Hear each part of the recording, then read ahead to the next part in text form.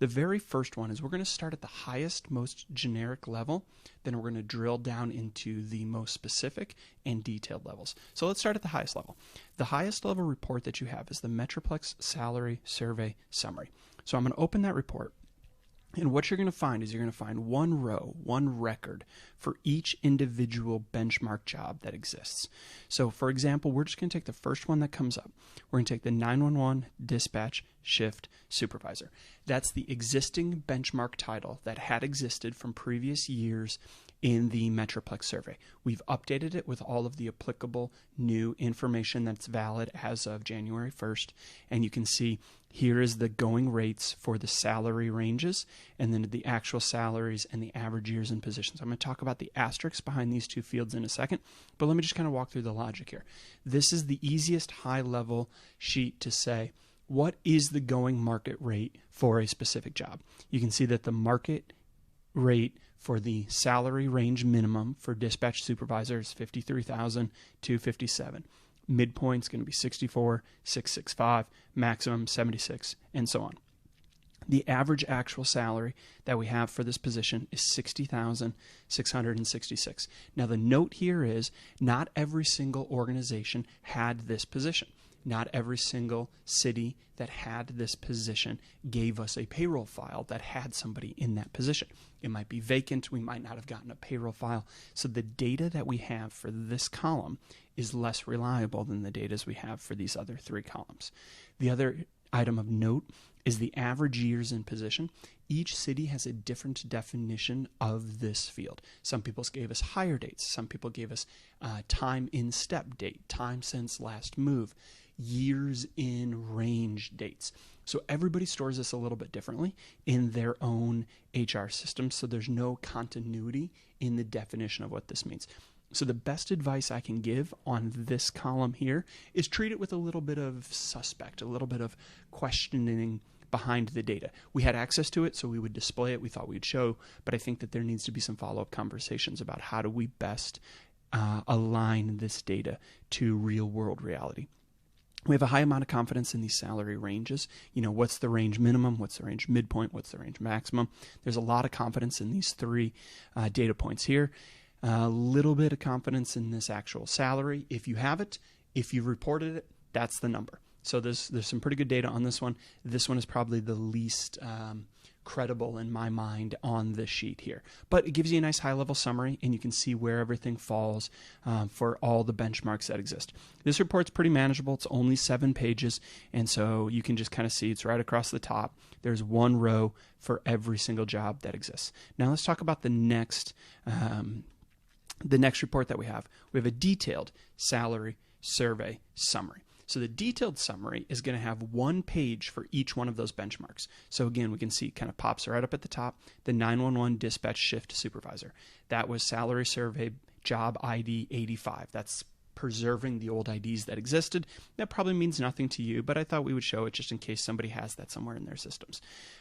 Here is the existing job summary that was from the previous Metroplex study. You know, this job supervises and coordinates public safety, emergency communications, and dispatch programs. Right, you can see what that looks like. And now you can see what the data is from each individual city that provided us with information. So you can see Allen's going rate. Here's their minimum. Here's their midpoint. Here's their maximum. Here's their average actual salary. And again, Arlington, Fort Worth, Frisco, you can see everybody's data and what it has. You can also start to see the actual salaries. So you can see we have about half of the data points for actual salary as we do for salary ranges. And then you can see that there's a little bit of variation between 0 years of experience and 27 years in position made up in this data. So these averages, like I was saying, get a little bit of an asterisk behind them. But you can see if you wanted to look through and to see what does every single city contribute, or what is the data that goes into that number. Down at the bottom, you can then see the market average. There's our 53,257 for minimum, 64,665 for midpoint, and now you can see what all of that data is from the previous sheet. So if you want more detail than just 1 line per record, you can use this detailed report. And again, that's going to be the generic report that is the same for everybody. Now let's get into the specific reports that we sent. So we put each individual city into the driver's seat. So I'm going to use that term and then I'll explain what it means on the other video when we talk about how to use the matching tool. But we have a way to say put, and we're just going to kind of use Fort Worth as an example. We're going to say put Fort Worth in the driver's seat. Then we can start to compare how does Fort Worth's rates compare to the market rate. So let's start again at the high level. So we're going to use Fort Worth Custom High Level Salary Survey Summary. You're going to have one with your own city name on it. We're just using this one as an example. And then you can see, so this looks very similar to the other report we just looked at. You're going to have one box for each individual job. Now you'll notice right off the top, we didn't have a 911 shift supervisor from Fort Worth. If we go back to this, sheet here, you can see that Fort Worth's is called a communication shift supervisor. So they didn't pop up right at the top. We would have to scroll down and find their communication shift supervisor down here. So then we can see how does their market rate, what do they pay? They pay $55,826. At minimum, they pay $69,783 at midpoint and $83 at maximum. So you can see how do their rates compare to the Metroplex rate without them in it. So this number, you'll notice, has changed a little bit. Now for that 911 dispatch supervisor, we're talking about $53,000 for the entry instead of $53,257. It fell a little bit because we took the average of the 55 from Fort Worth out of the number. Their minimum is 5% above market rate. Their midpoint is 8% above market rate. So putting them in the driver's seat lowered the market rate a little bit. But now you can have that comparison. And now Fort Worth, and you can see what your rate is. So, if you're Allen or if you're Frisco or if you're Plano, whoever it is, your report will have you in the top row. Then it'll have the market averages in the next row without your job contributing to that average, and then your variances on that line as well. Now, you will only show up if you were a match on that individual job. So you're going to have less jobs on this sheet than maybe on the other sheet. The one other item I'll note is you can see how there's duplicates here. It turned out that Fort Worth's account technician was used on 2 different market jobs. So out in the market, in the detailed Metroplex report, if you go through this, you would find that their job was used twice on this. So it was used for this accounting clerk job, and it was used for another job. And so when we have that, Fort Worth is now going to see that they have 2 times their accounting technician was used out in the market and what those rates are. The final report is a detailed salary survey that shows much more in depth, kind of like we saw on the other one, of what the details are for each individual job.